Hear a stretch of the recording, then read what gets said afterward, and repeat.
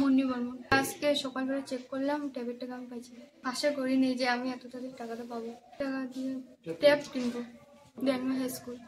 তরুণের স্বপ্ন প্রকল্পের প্রতারণার শিকার শিক্ষার্থীরা অবশেষে পেলেন ট্যাবের টাকা। খুশির হাওয়া কোচবিহারের শিক্ষার্থী মহলে। একটা খুশির খবর এত তাড়াতাড়ি হবে আমি ভাবতে পারিনি। যাই হোক, আমাদের শিক্ষা দপ্তরের তৎপরতা বা প্রশাসনের সক্রিয়তার কারণে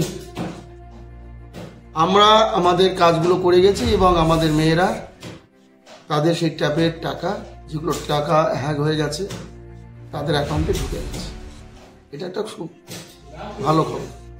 গোটা রাজ্যের ট্যাব জালিয়াতির ছায়া যখন এক এক করে বিভিন্ন স্কুলে ছড়িয়ে পড়ছিল, তখন সেই তালিকায় নাম উঠেছিল হলদিবাড়ির দেওয়ানগঞ্জ হাই স্কুল ও হলদিবাড়ি উচ্চ বালিকা বিদ্যালয়ের।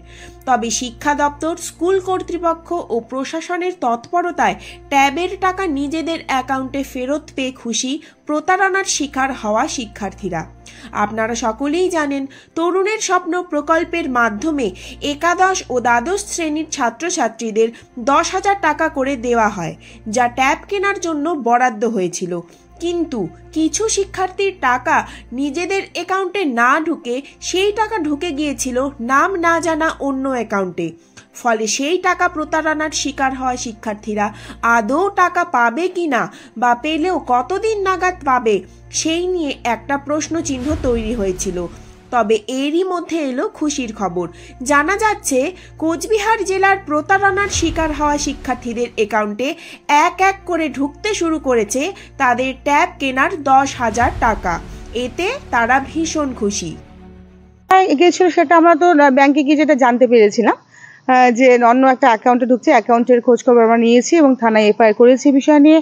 তারপর আমাদের ঊর্ধ্বতন কর্তৃপক্ষকে আমরা জানিয়েছি এবং ডিআই অফিসে আমাদের সব সাবমিট করা হয়ে গেছে এবং গতকাল টাকা ডিসপ্যাচ হয়ে গেছে, মেয়েরা পেয়েও গেছে। আজকে ইনফরমেশন আমাদের মেয়েদের কাছে নিয়েছি, ফোন করেছে যে টাকাটা ওদের ঢুকে গেছে।